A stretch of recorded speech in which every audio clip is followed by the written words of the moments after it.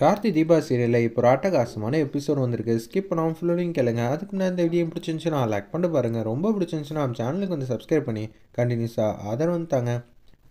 ஐஸ்வர்யா வந்து அபிராமி அம்மாவை டி நகரில் இருக்கிற பிரான்ச்சுக்கு வந்து கூட்டிகிட்டு வந்துடுறாங்க. இங்கே தான் தீபா இருக்கான்னு என்னால் நம்பவே முடியல அப்படின்னு சொல்லும்போது தீபா வந்து பார்த்துட்றாங்க. எதுக்கு தீபா இங்கே உட்காந்துட்டு இருக்கா, அதுவும் வீட்டில் பூஜை இருக்கும்போது? எனக்கு ஒன்றும் புரியலையே, நான் வேணா கூப்பிட்டு விசாரிக்கிட்டா? அத்தை, அவள் உட்காந்துருக்கிறத பார்த்ததே தெரில. இது ஜிஎஸ்டி ஆஃபீஸ். அப்படி இருக்கும்போதே ஏதோ கம்பெனியோட ஜிஎஸ்டி சம்மந்தப்பட்ட ஃபைலை தான் வந்து சப்மிட் பண்ண வந்திருக்கா. காலையிலேருந்து இங்கே கூட்டம் அதிகமாக இருந்ததுனால இவ இப்போ சிக்கிட்டா. நம்மக்கிட்ட ஒரு வார்த்தை கூட சொல்லாமல் வேலைக்கு போயிட்டு இருக்கா அப்படின்னு சொல்லி ஒன்றுக்கு ரெண்டா முரண்பாடாக பேசி தீபா வந்து அபிராமி அம்மா கிட்ட மாட்டி விட்டுறாங்க. அந்த இடத்துல நம்ம ஐஸ்வர்யா நான் இப்பயே அவள்கிட்ட வந்து உண்டெல்லாம் ஆக்குறேன்னு சொல்லி பார்க்குறாங்க. ஐஸ்வர்யா வந்து நல்லவங்க மாதிரி தடுக்கிறாங்க. நம்ம குடும்ப விவகாரம் இங்கெல்லாம் வெளியில் வந்து தெரிஞ்சிச்சுன்னா பெரிய பிரச்சனையாயிடும். அதனால் நம்ம என்ன பண்ணலான்னா இந்த விஷயத்தை வந்து அப்படியே ஆஃப் பண்ணுறது தான் கரெக்டு. வீட்டுக்கு வந்து தானே ஆகணும்.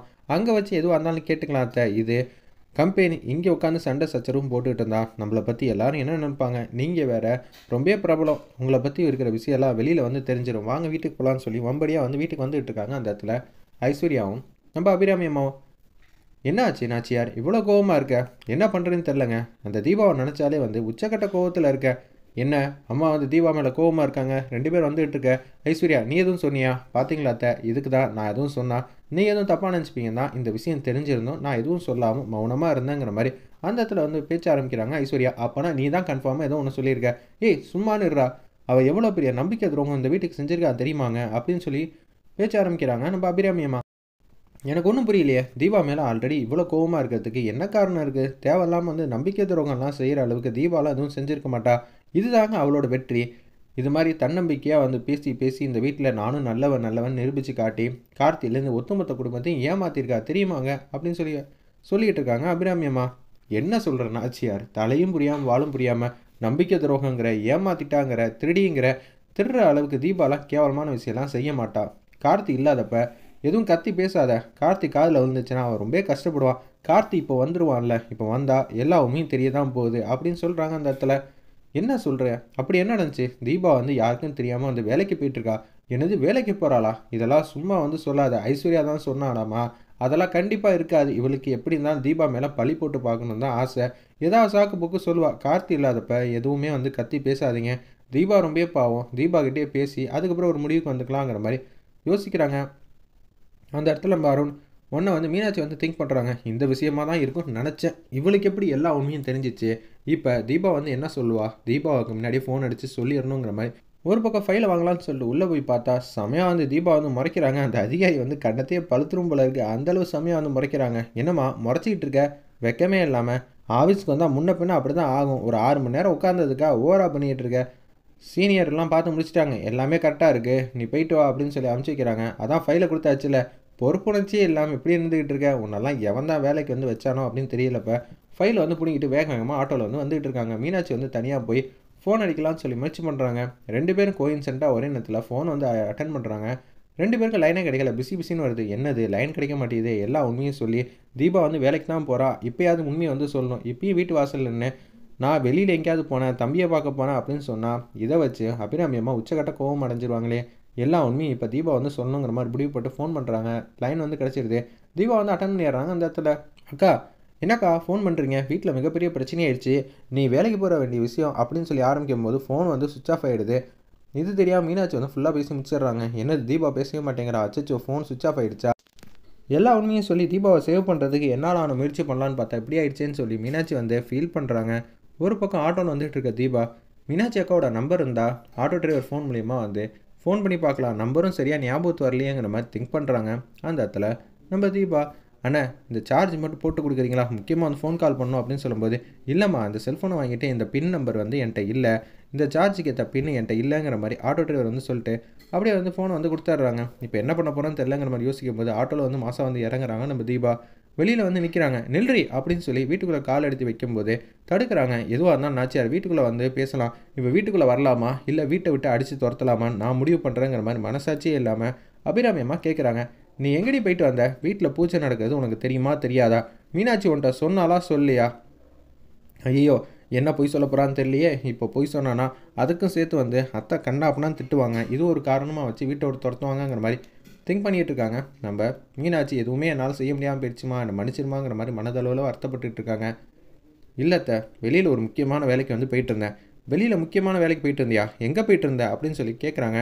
தீபா எதுவும் சொல்ல முடியாம மௌனமா இருக்காங்க. டி நகருக்கு என்ன வேலை? அதுவும் முக்கியமான ஜிஎஸ்டி ஆஃபீஸ்ல உனக்கு என்ன வேலைன்னோனே, ஐஸ்வர்யா பார்த்து முறைக்கிறாங்க. அங்க என்ன முறைக்கிற? அவ தான் என்கிட்ட சொன்னா. இப்ப என்னங்கிற? ஆமா அத்த, நான் வேலைக்கு போனேன். இந்த திருட்டுத்தனம் எத்தன நாளா நடக்குது? என்ன அத்த, வேலைக்கு போறது தப்பா? வேலைக்கு போறது தப்புன்னு இல்ல. நீ என்கிட்ட பெர்மிஷன் கேட்டுருக்கணும். இல்ல வேற யார்ட்டயாவது பெர்மிஷன் கேட்டுருக்கணும். எதுவுமே சொல்லாம இந்த திருட்டுத்தனத்த நான் என்னன்னு சொல்ல முடியும்? நீ வேலைக்கு போனத நான் தப்புன்னு சொல்ல. நீ பெர்மிஷன் கேட்டிருந்து நான் குடுக்கலன்னு சொன்னதுக்கப்புறம் எனக்கு வேலைக்கு போற எல்லா உரிமையும் இருக்குன்னு சண்டை போட்டிருந்தா அது வேற ரகம். ஆனா எதுவுமே சொல்லாம இது மாரி நீ இன்னும் எத்தன தப்பு பண்ணிட்டு இருக்கியோ, ஐஸ்வர்யா அந்த விஷயத்துல வந்து கண்டுபிடிச்சிட்டா.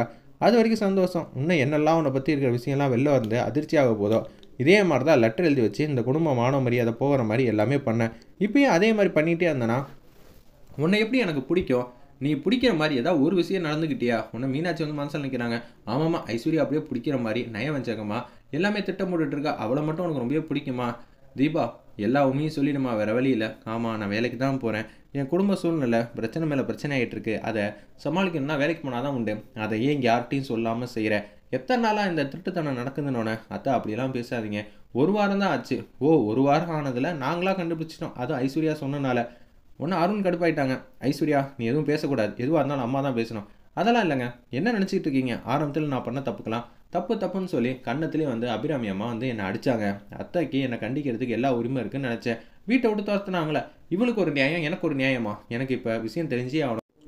கார்த்தி இல்லாத நேரம் பார்த்து இப்படி வந்து ஐஸ்வர்யா வந்து மாட்டி விட்டாலே அபிராமி அம்மா கிட்ட தீபாவை. இப்போ தீபா என்ன சொல்லி சமாளிக்க போறா? அத்தை, என்னை மன்னிச்சிருங்க அத்தை. நான் சொல்லி பெர்மிஷன் கேட்டா நீங்கள் ஒத்துக்க மாட்டீங்கன்னு தான் நான் எதுவும் உங்கள்கிட்ட சொல்லாமல் விட்டுட்டேன் அப்படின்னு சொல்கிறாங்க. கார்த்தியோட கம்பெனியில் தான் வேலை பார்க்குறேன்னு ஐஸ்வர்யா ஒன்றுமோ வாயை திறந்து எதுவும் சொல்லலை.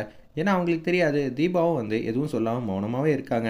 நம்ம எதுவும் சொல்லாமான்னு சொல்லி மீனாட்சி வந்து யோசிக்கிறாங்க. வேணாம் வேணாம், தீபா கார்த்தி இந்த விஷயத்தை எப்படி ஹேண்டில் பண்ண போகிறாங்கன்னே தெரில. கார்த்தி வராத வரைக்கும் நம்ம வாயே திறக்கக்கூடாது. இல்லாட்டி கார்த்தி வேறு மாதிரி சமாளிச்சுருவாப்புல. கார்த்தி, கடவுளே முருகா, கார்த்திகை தீபா அன்னைக்கு கார்த்தி இல்லாமல் இருந்தால் எப்படி? தயவு செஞ்சு வந்துடுங்க. தீபாவை படுற பாட்டை என்னால் பார்க்கவே முடியல. இந்த வீட்டை விட்டு வெளியே போடி. அத்தை, நான் என்ன தப்பு பண்ணேன்? நான் எதுக்கு வீட்டை விட்டு வெளியே போகணும்? இந்த நொர நாட்டியெல்லாம் பண்ணுறல, நீ பண்ணுற திருட்டுத்தனத்தை ஒவ்வொன்றும் வந்து கண்டுபிடிக்கிறதுக்குள்ளே போதும் போதும் ஆகுது. மைதிலி வந்து என்னெல்லாம் கேட்டா தெரியுமா? நீ லெட்டர் எழுதி வச்சு போனதுக்கப்புறம் எங்களுக்கே கேவலமாக போச்சு. ஐஸ்வர்யா வந்து அவ்வளோ தப்பு பண்ணியிருந்தான்னு சொன்னா. அவள் பண்ண தப்பும் நீ பண்ண தப்பும் ஒன்றுங்கிற மாதிரி கம்பேரிசன் பண்ண ஆரம்பிச்சிட்டாங்க. மனசாட்சியே இல்லையா உனக்குங்கிற மாதிரி மீனாட்சி வந்து யோசிச்சுட்டு இருக்காங்க. அந்த இடத்துல என்ன பண்ணுறதுன்னு தெரியல. கடவுளே, கார்த்தி வந்தால் தான் உண்டுங்கிற மாதிரி அந்த இடத்துல வந்து சாமி கும்பிட்டுட்டு இருக்காங்க. இப்போ மரியாதையாக இந்த வீட்டை விட்டு வெளியில் போனோன்னே அருணாச்சலம் கடுப்பாயிட்டாங்க. தீபா வந்து தப்பு பண்ணா பண்ணலை, இப்போ அது முக்கியம் இல்லை. கார்த்தி இல்லாதப்ப அவன் மனைவியை வீட்டை விட்டு வெளில போக சொல்கிறது ரொம்பவே தப்புமா. அவளை தான் சொல்ல முடியும். அத்தை, உங்களுக்கு எல்லா உரிமையும் இருக்கத்த. நீங்கள் சொன்னால் எல்லாரும் கேட்டு தான் ஆகணும் இந்த வீட்டில் அப்படின்னு அவ ஐஸ்வர்யா வந்து சொல்கிறாங்க. ஆமாம், ஐஸ்வர்யா அப்படியே வந்து எல்லா பேச்சையும் கேட்குற மாதிரி வந்து ஒன்று ஒன்றா சிக்க வச்சுக்கிட்டே இருக்காளே. இப்போ எதுவுமே பேச முடியாமல் போதே அப்படின்னு யோசிக்கும் போது தீபா வந்து மீனாட்சியே பார்க்குறாங்க.